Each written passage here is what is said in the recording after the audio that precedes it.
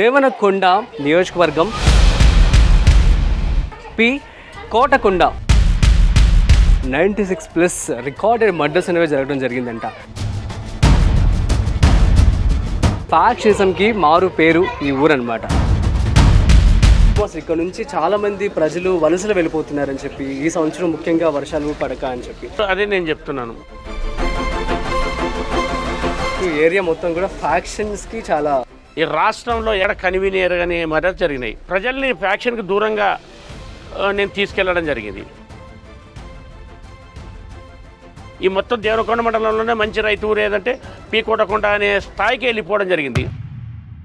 Hi hello నమస్తే, welcome to freedom of business Telugu YouTube channel. నేను మీ Rajiv Pasupuleti. So guys, ఇవాళ మనం ఎక్కడున్నాము అంటే దేవనకొండ నియోజకవర్గం పి కోటకొండ దగ్గర ఉన్నామన్నమాట. సో ఏంటి అంటే ఇక్కడ పొలిటీషియన్స్ అంటే ఫ్యాక్షనిజంకి మారు పేరు ఈ ఊరు అనమాట. సో ఆల్మోస్ట్ 96+ రికార్డెడ్ మర్డర్స్ అనేవి జరగడం జరిగిందంట. సో ఆ ఊర్లో మనమైతే ఉన్నామన్నమాట. సో ఇక్కడ ఏంటి అంటే పొలిటీషియన్స్ ఎవరైతే ఉన్నారో వారి యొక్క ఇంటర్వ్యూస్ చేస్తూ వారి మాటల్లోనే ఎవరైతే బిజినెస్ చేస్తూ ఉన్నారో, స్టార్టప్ వాళ్ళు కావచ్చు, ఫార్మింగ్ కావచ్చు, ఈ పొలిటీషియన్స్ అందరూ కూడా ఈ బిజినెస్లన్నీ కూడా చేయడం జరుగుతూ ఉంటుందన్నమాట. సో వారి మాటల్లోనూ మరింత ఇన్ఫర్మేషన్ అడిగి తెలుసుకునే ప్రయత్నం చేద్దాం. అదేవిధంగా వారి కెరీర్ గురించి కూడా మరింత సమాచారం అడిగి తెలుసుకునే ప్రయత్నం అయితే చేద్దాం. సో మొత్తానికి అయితే ఈరోజు నేను ఎక్కడున్నాను అంటే ఈ పి కోటకొండ దగ్గర ఉన్నటువంటి వైఎస్ఆర్సీపీ నేత, తన పేరు హరిచక్రపాణి రెడ్డి గారు. వారి మాటల్లో మరింత సమాచారం అడిగి తెలుసుకునే ప్రయత్నం చేద్దాం. So let's go.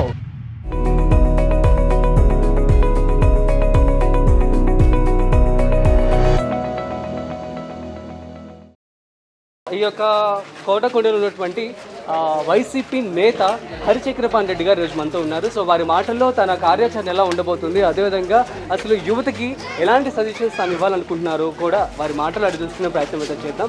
Hi sir, నమస్తే. నమస్తే సార్. బాగున్నాను. ఓకే. మా ప్రచారం కూడా బాగుంది, మా పార్టీ కూడా బాగుంది. ఓకే. అసలు చూస్తుంటేనే మీ క్రేజ్ అర్థమైపోతుంది. యా. సో మరి ఎలాంటి కార్యాచరణతో మీరు ముందుకు వెళ్తున్నారు ఇప్పుడు? ముఖ్యంగా యువత గురించి మీరు మొదట మాట్లాడినారు కాబట్టి చెప్తున్నాను. ఆరోగ్యకరమైన రాజకీయాలు రావాలంటే యువత రాజకీయాలకి రావాలి ఫస్ట్. ఎందుకంటే ఇప్పుడు చాలామంది రాజకీయాలు కలుషితమైనవి కాబట్టి కాస్త దూరంగా ఉండాలి అనే అభిప్రాయాన్ని వ్యక్తం చేస్తున్నారు. దీన్ని నేను కాస్త వ్యతిరేకిస్తున్నాను. ఎందుకంటే యువతలో ఫ్రెష్ మైండ్ ఉంటుంది, మంచి ఆలోచన విధానంతో మంచి సరైన నాయకుడిని ఎన్నుకునే ఉంటుంది. కాబట్టి గ్రామ స్థాయిలో కూడా యువ నాయకత్వం రావాలి. ఈ కుళ్ళు కుతంత్రాలతో ఉన్న రాజకీయాలు పోవాలి. ఆ రాజకీయాల నుంచి దూరంగా ఉండాలంటే ఖచ్చితంగా యువత రావాలి. ఇప్పుడు దానికి యువతకి సరిపోయే విధంగా జగన్మోహన్ రెడ్డి గారు రకరకాల కార్యక్రమాలు చేపట్టడం జరిగింది.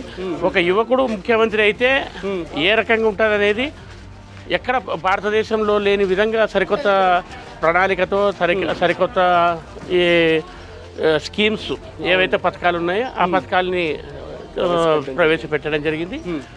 అది మరీ ముఖ్యంగా ఇప్పుడు సచివాలయ వ్యవస్థ అనేది ఒకటి అద్భుతమైన కార్యాచరణ లేకొచ్చేది. ఆయన ఆలోచనల మధ్యలో నుంచి ఒకప్పుడు ఎప్పుడో 35 సంవత్సరాల ముందు రాజీవ్ గాంధీ కలలుగన్న వ్యవస్థ అది. ఎందుకంటే గ్రామాలు పటిష్టంగా ఉండాలి, గ్రామ పంచాయతీ వ్యవస్థ పటిష్టంగా ఉండాలనేది. కానీ దాన్ని ఇప్పుడు ఇంప్లిమెంట్ చేసిన ఇండియాలో ఎవరైనా ఇంప్లిమెంట్ చేసినారంటే అది ఈయన ద్వారానే సాధ్యమైంది, జగన్ గారి ద్వారానే. ఎందుకంటే సచివాలయ వ్యవస్థ రాకముందు, నీకు గ్రామ సచివాలయ వ్యవస్థ రాకముందు మండలం మీద ఆధారపడేవారు. ఎంతో ఖర్చుతో ఉండేది, మధ్యన అవినీతి ఎక్కువ ఉండేది. నాయకుల్ని గ్రామ స్థాయి నాయకుల మీద ఆధారపడాల్సిన పరిస్థితి ఉండేది. ఇప్పుడు అలాంటి పరిస్థితి లేదు. డైరెక్ట్గా వాళ్ళకి ఏదైతే లబ్ధి కావాలో, ఏవైతే వాళ్ళ సమస్యల్ని విన్నవించుకోవాలనో దాన్ని గ్రామ సచివాలయంలోనే విన్నవించే అవకాశం వచ్చింది. పైగా ఎటువంటి కరప్షన్ లేకుండా డైరెక్ట్గా ఆన్లైన్లోనే నీకు సమస్యలు నమోదు చేసుకొని అది పరిష్కారం చేసే విధంగా తయారు చేయడం జరిగింది. సో ఇప్పటి వరకు మీ నియోజకవర్గంలో ఎలాంటి అభివృద్ధి జరిగిందంటారు? అండ్ ఇంకా నెక్స్ట్ వచ్చేసి ఇంకా ఎటువంటి జరగాల్సి ఉంది? వాస్తవానికి అత్యంత కరువు నియోజకవర్గంలో ఆలూరు ఒకటి. మొత్తం రాష్ట్రంలోనే అత్యంత కరువు నియోజకవర్గంలో ముందు వరుసలో ఉన్న నియోజకవర్గం. దురదృష్టవశాత్తు ఇంతవరకు ఇక్కడ రిప్రజెంట్ చేసే ఎవరైతే ఎమ్మెల్యే ప్రాతినిధ్యం వహించే వాళ్ళు ఈ అభివృద్ధి పరంగా కానీ ఈ సమస్యల పరంగా కానీ శ్రద్ధ చూపించకపోవడం చాలా దారుణమైన విషయం. గతంలో ఎస్సీ నియోజకవర్గం ఉన్నప్పుడు మంత్రిగా పనిచేసిన వ్యక్తి కానీ, తర్వాత మొన్న ఈ రీసెంట్గా ఈ 5 సంవత్సరాలు మంత్రిగా పనిచేసిన వెనుకబడిన సామాజిక వర్గం సంబంధించిన వ్యక్తి కానీ సమస్యల మీద అవగాహన లేకపోవడం, ధ్యాస లేకపోవడము, వాళ్ళ స్వలాభం కోసం, వాళ్ళ స్వార్థ ప్రయోజనాల కోసం ఆ పదవిని వాడుకోవడం వల్ల ఈ నియోజకవర్గం ఏ విధంగా స్వతంత్రం వచ్చిన టైంలో ఏ విధంగా వెనుకబడిందో ఇప్పుడు కూడా అదే విధంగానే వెనుకబడి ఉండడం జరిగింది.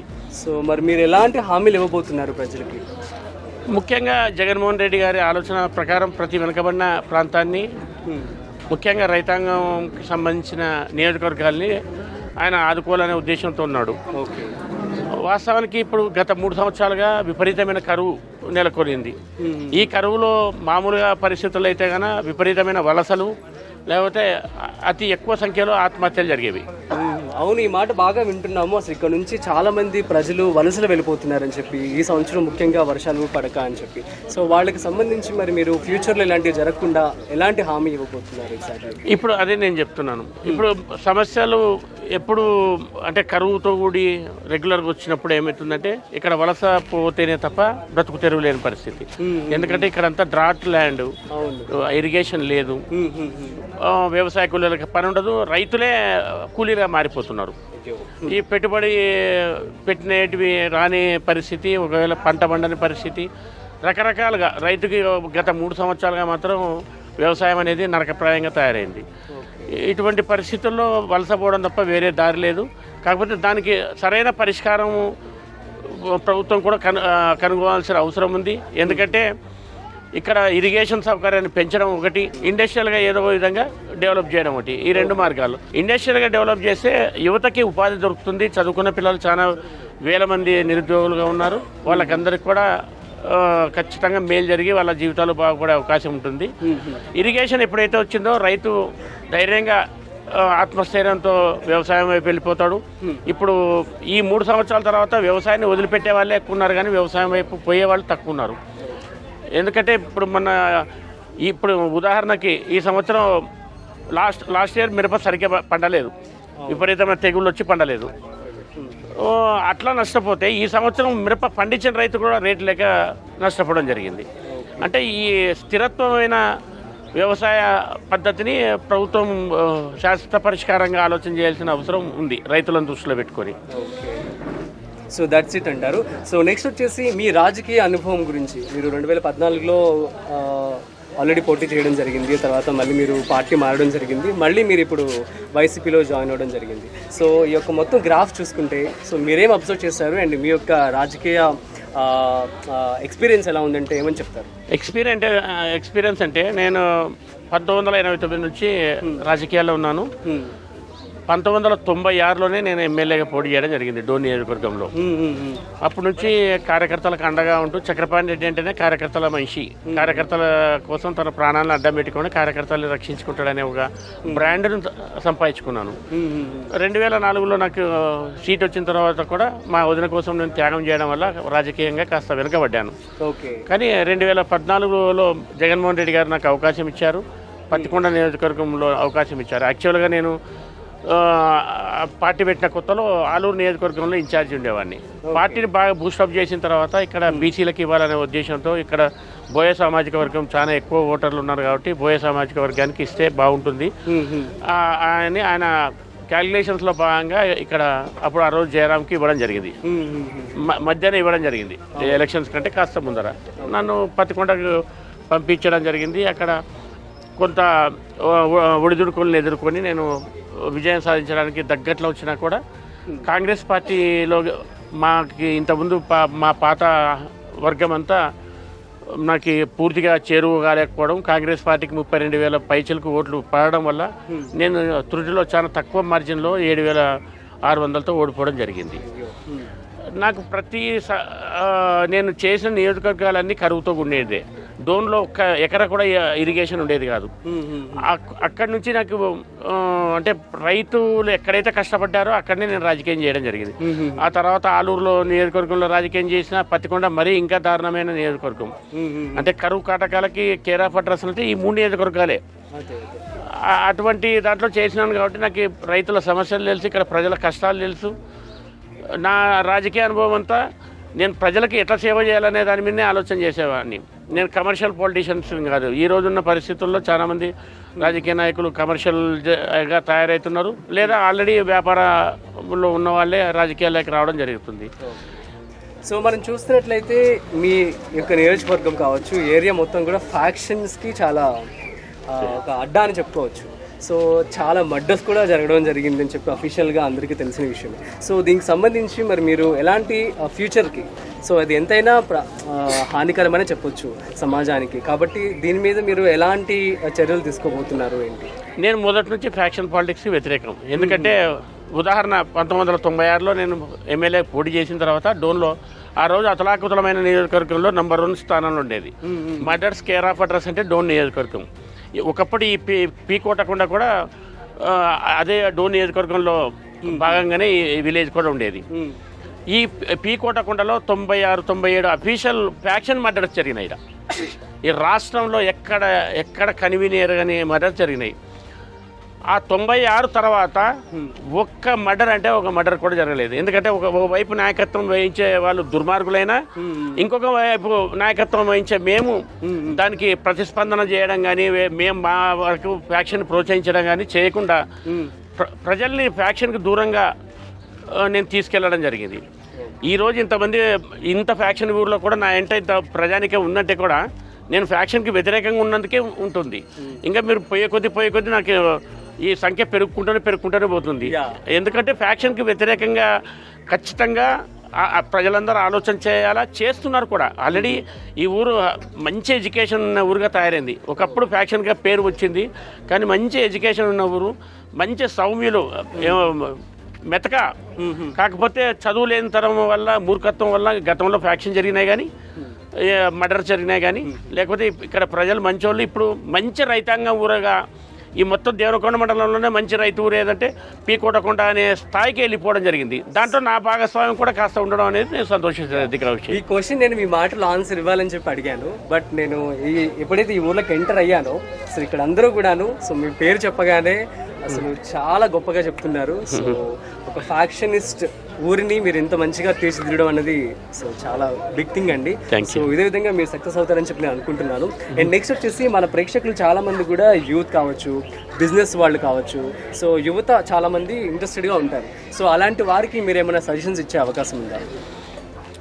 ముఖ్యంగా యువతకి నిరుత్సాహపడకూడదు. ఉద్యోగాలు రావడం లేదనేది మెయిన్ నిరుత్సాహం ఉంది. నిరుత్సాహపడాల్సిన అవసరం లేదు. ఎందుకంటే జగన్మోహన్ రెడ్డి ప్రభుత్వం నెక్స్ట్ 5 yearsలో తన కాన్సన్ట్రేషన్ అంతా యువతకు ఉద్యోగం ఇప్పించే దాని మీద ఆలోచన చేస్తుంది. అందుకని మాకు ఉద్యోగాలు రావట్లేదని చాలామంది నిరుత్సాహంగా ఈరోజు వ్యక్తం చేయడం జరిగింది. ఎందుకంటే ప్రజల్లో తిరుగుతుంటాం కాబట్టి. ఉన్న వాస్తవం అయితే నిరుద్యోగ సమస్య అయితే బాగా ఉంది. దాని పరిష్కారం కోసమని ఖచ్చితంగా జగన్మోహన్ రెడ్డి గారు మంచి ప్లాన్తో ఉన్నారు. మనకి ఏ రకమైన డెవలప్మెంట్ ద్వారా నిరుద్యోగాన్ని పోగొడతాడనేది ఆయన మదిలో ఉంది. అది మనం దాన్ని గెస్ చేయలేము. ఆయన అయితే తప్పకుండా నెక్స్ట్ 5 yearsలో మాత్రం ఈ నిరుద్యోగ సమస్య ఇంత లేకుండా అయితే ఖచ్చితంగా చేయగలిగే పరిస్థితి ఉంది. పైగా ఇప్పుడు గెలవబోయే ఎమ్మెల్యే విరూపాక్షి గారు తను సౌమ్యుడు, ఈ స్వార్థపరమైన అంటే కమర్షియల్ రాజకీయ నేత కాదు. కాబట్టి తను ఆలోచన అంతా ఇక్కడ సమస్యలు మెయిన్ నియోజకవర్గంలో ఉన్న సమస్యల మీదనే ఆయన ఆలోచన చేస్తున్నాడు. కాబట్టి ఈ నియోజకవర్గం అభివృద్ధి చెందడానికి తన కృషి ఖచ్చితంగా ఉంటుంది. కాబట్టి నెక్స్ట్ 5 yearsలో బెటర్ ఆలూరుని ఖచ్చితంగా చూస్తామని చెప్పి నేను నమ్మకంతో ఉన్నాను. మొత్తానికి కోట్ల హరి చక్రపాణి రెడ్డి గారి కుమారుడు సో తరుణ్ కూడా ఉన్నారనమాట. సో వారి మాటల్లో కూడా అడిగి తీసుకునే ప్రయత్నం చేద్దాం. యూత్కి సంబంధించి కావచ్చు, ఇక్కడ ఉన్నటువంటి పాలిటిక్స్ సంబంధించి కావచ్చు. సో తను ఆల్రెడీ ఉప సర్పంచ్గా కూడా ఉన్నారంట. సో తన మాటలు అడిగి తెలుసుకునే ప్రయత్నం చేద్దాం. సో హాయ్ అండి, మీ పూర్తి పేరు? కోట్ల హరి తరుణ్ రెడ్డి. కోట్ల హరి తరుణ్ రెడ్డి. సో మరి ఇంత చిన్న వయసులోనే రాజకీయాల వైపు ఎలా అడుగు వేశారు ఏంటి?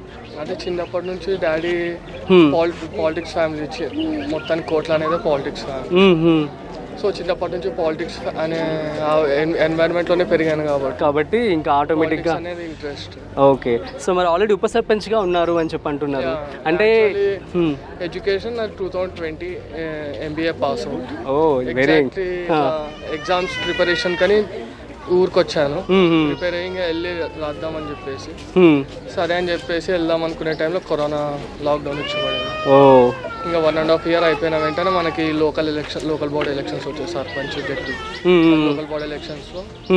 సో చిన్న చిన్న స్టెప్స్ వేసి పైకి ఎదగాల, అదే డైరెక్ట్ పైకి పోతే కింద లో లెవెల్ బేస్ తెలియకపోవచ్చు కాబట్టి సో ఫస్ట్ మాది జనరల్ కాదు, బీసీ రిజర్వ్డ్ ఉండేది. ఓకే. సో సర్పంచ్ గా పోటీ చేయలేం కాబట్టి వార్డ్ మెంబర్ లా పోటీ చేసి ఒక్క ఓటుతో గెలిచి ఒక్క ఓటుతో గ్రేట్ సూపర్ వైస్ సర్పంచ్ లా ఎలక్ట్ అయ్యాను. అప్పటి నుంచి ఇంకా జీవితం ఇంకా ఇక్కడికి. ఇక్కడ చూసినట్టయితే మనకు కరువు ఎక్కువ ఉంది ఈ ప్రాంతంలో. అంటే వర్షాలు పడక రైతులు చాలా ఇబ్బందులు పడుతున్నారు. మరి వాళ్ళకి ఉపాధి కల్పించడం కోసం అంటే ఇప్పుడు అందరూ చూసినట్టు వలసలు వెళ్ళిపోతున్నారు. వాళ్ళకి ఏమన్నా బిజినెస్ సంబంధించి ఏమైనా ఫ్యాక్టరీస్ కావచ్చు, కంపెనీస్ కావచ్చు, ఏమైనా తీసుకొచ్చే అవకాశాలు అలాంటి ఆలోచనలు ఏమైనా ఉన్నాయా? సో రైట్ నో ఇప్పుడైతే నాకు పర్సనల్గా బిజినెస్ గురించి అంతగా ఐడియా లేదు. MBA చేసిన కాబట్టి మేనేజ్మెంట్ గురించి తెలుసు, బట్ స్టార్ట్అప్స్ గురించి బేసికల్ కొంచెం ఐడియా తక్కువ. ఎందుకంటే మాది ఫ్యామిలీ నాట్ ఈవెన్ 1% కూడా మనీ జనరేషన్లో లేదు. Okay okay. Complete politics. So business గురించి అంతగా ఐడియా లేదు. బట్ ఇప్పుడున్న మన ఎడ్యుకేషన్ బట్టి చూస్తే మన స్టార్టప్స్ అనేది ఇక్కడికి కూడా రావడానికి చాలా ట్రై. ఇప్పుడు చూస్తే మీకు పక్కనే వేరే ఊరు ఉంది, అక్కడ జస్ట్ మనకి యూరియాతో వాటితో కొన్ని కోట్ల టర్న్ ఓవర్ చేసే బిజినెస్ ఉంది చిన్న పల్లెటూరులో. నాట్ ఈవెన్ 1,500 ఓట్స్ ఉన్న పల్లెటూరులో అంత కోట్ల టర్న్ ఓవర్ చేసే బిజినెస్ నడుస్తుంది.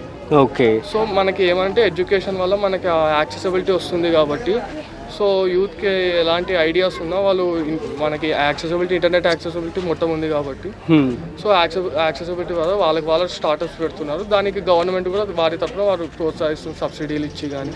Okay. So that's it. So మొత్తానికి చక్రపాణి రెడ్డి గారి కుమారుడు అయితే మనతో మాట్లాడడం జరిగింది. సో వారు కూడా సో జస్ట్ వాళ్ళ ఫాదర్ని చూసి మొత్తం పొలిటీషియన్స్ ఫ్యామిలీ కాబట్టి ఆ విధంగా తాను వచ్చి ఇంట్రెస్టెడ్గా తను పార్టిసిపేట్ చేయడం జరిగిందని చెప్పి అంటున్నారు. ఉప సర్పంచ్గా కూడా తాను ఎన్నికవడం జరిగింది. So that's a good achievement అని చెప్పొచ్చు. సో చిన్న వయసులోనే రాజకీయాలకు రావడం అంటే చాలా గొప్ప విషయం అని చెప్పుకోవచ్చు. So that's it guys. So and startups విషయానికి వచ్చేస్తే సో యూత్ అందరూ కూడాను సో ఇప్పుడు ప్రజెంట్ గవర్నమెంట్ కూడా చాలా వరకు సబ్సిడీస్ కూడా ఇవ్వడం జరుగుతుంది కాబట్టి స్టార్టప్స్కి మీకు ఈజీగా ఆ యొక్క లోన్స్ అప్లై చేసుకుని స్టార్టప్స్ కూడా స్టార్ట్ చేసుకోవచ్చు అని చెప్పి అంటున్నారు. అండ్ ఇక్కడ కూడా బిజినెస్లు వారు ఫ్యూచర్లో పెట్టే అవకాశం అయితే కనిపిస్తున్నట్లు కూడా వారి మాటలు చెప్పడం జరుగుతుంది. So that's it.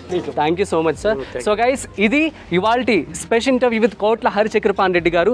మరొక స్పెషల్ ఇంటర్వ్యూతో మళ్ళీ కలుద్దాం. సో చూస్తూనే ఉండండి freedom app business Telugu YouTube channel. అదేవిధంగా ఫ్రీడమ్ యాప్ని డౌన్లోడ్ చేసుకోండి. Thank you. This is Rajiv signing of.